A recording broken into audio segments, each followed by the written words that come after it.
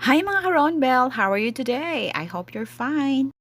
Nag-crave ko Adidas karon maong maghumba tag tiil sa manok. Katong na trending ang babae giluod sa kanang tiil. Okay ra to siya kay to siya na ana dinya ako kay mukaon ko bisan unsa basta di lang dayok. Atong gasto karon kay 85 pesos pero tulo na ka klase na ay humbang tiil, utan bisaya ug katong fresh nga salad galore katong pipino ra, carrots ug kamatis nga walay dressing so pure ra siya. Nya, speaking of tiil, kay in Mexico, South Africa, Asia, Jamaica, and Trinidad, nga street food na siya or festive dish na nila.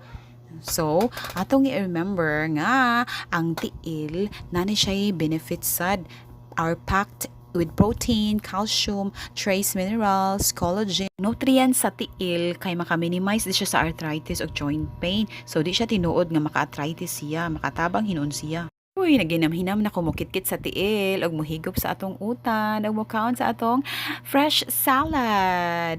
Happy eating! Mao kini ang Ronbel Gums.